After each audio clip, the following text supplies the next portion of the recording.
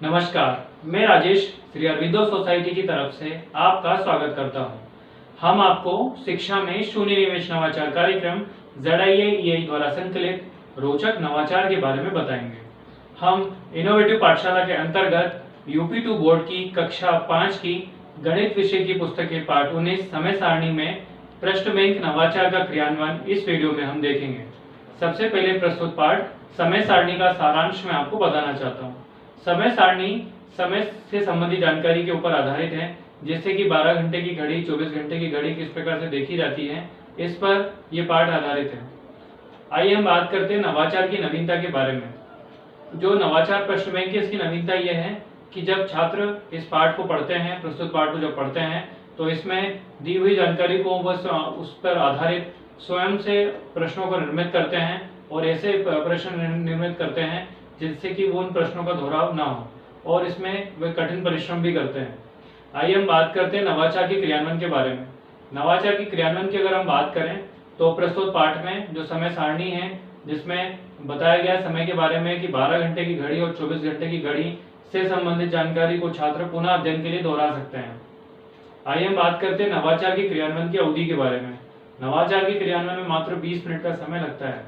अगर हम बात करें पूर्व प्रबंधन की, तो शिक्षकों को अपने श्यामपट्ट पर, कक्षा में श्यामपट्ट पर जो समय सारणी है, बस या रेलवे की समय सारणी, वो यहाँ पर इसमें लिख सकते हैं।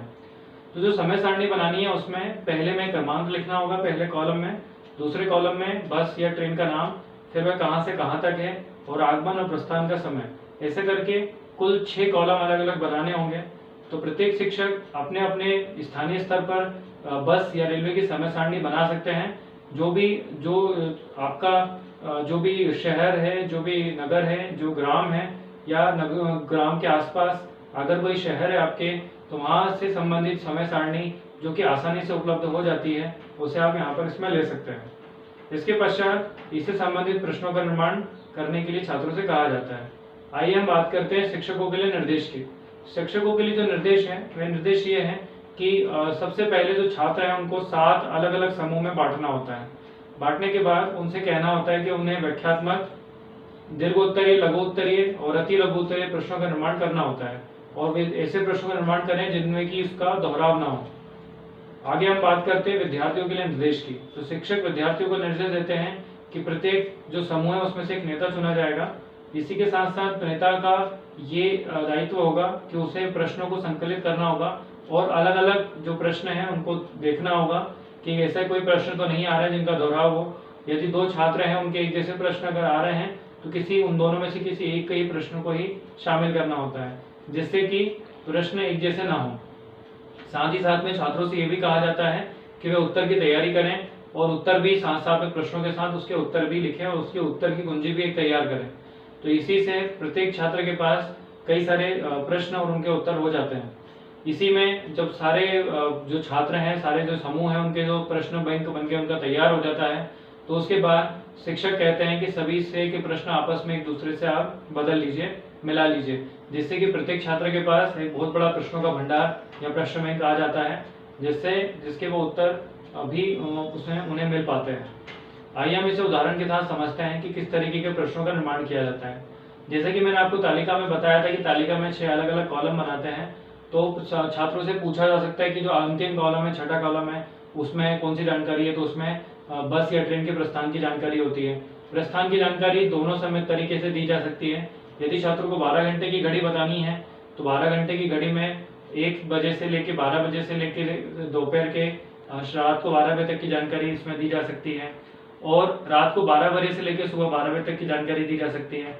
यदि 24 घंटे का है तो रात को 12 बजे दिन लगता है, जब से लेकर दोपहर के 12 बजे तक के समय की जानकारी दी जा सकती है। और इसी के बाद दोपहर के 12 बजे के बाद जो जानकारी होगी वो 12 के बाद, जैसे ही 1 बजता है दोपहर का, तो वहाँ पर वो 13 बजेगा, या फिर रात में 8 बजता है तो वहाँ पर 20 बजेगी।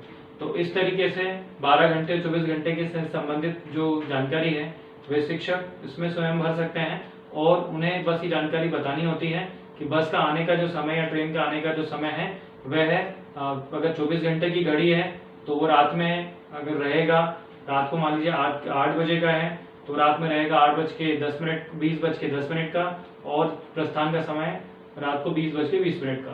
तो इस तरीके से जानकारी दी जा सकती है। और यदि 12 घंटे का है तो वही आगमन का समय रात्रि 8 बजे और रात्रि 8:10 और प्रस्थान का समय रात्रि 8:20। तो इस तरीके से प्रश्नों का निर्माण किया जा सकता है कि जो एक ट्रेन है जिसका आने का समय इतना है तो उसका जाने का समय कितना होगा, ट्रेन का नंबर क्या है, उसका कहाँ से कहाँ तक वो जाती है। तो इस तरीके के प्रश्नों का निर्माण किया जा सकता है।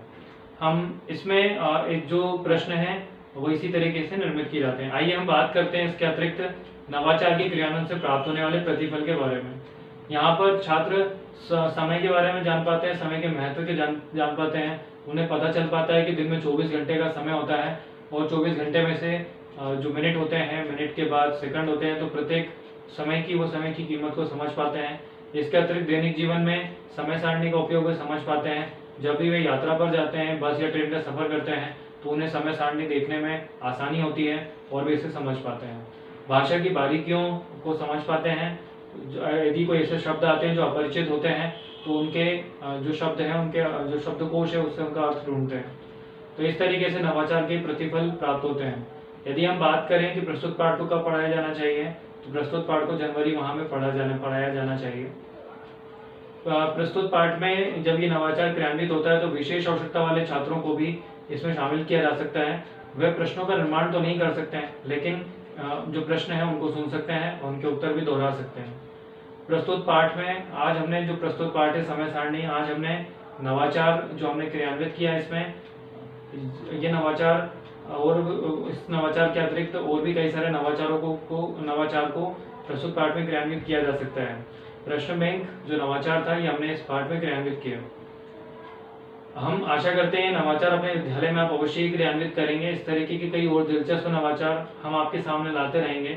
आपसे अनुरोध है आप हमारा YouTube चैनल जरूर सब्सक्राइब करें। यदि इस वीडियो को आप फेसबुक पर देख रहे हैं तो हमारा पेज ZIAEI जरूर लाइक करें। इस वीडियो में डिस्क्रिप्शन में एक लिंक दिया गया है जिस पर क्लिक कर आप इनोवेटिव पाठशाला ऐप डाउनलोड कर सकते हैं। इस वीडियो को देखने और लाइक करने के लिए आपका बहुत बहुत धन्यवाद।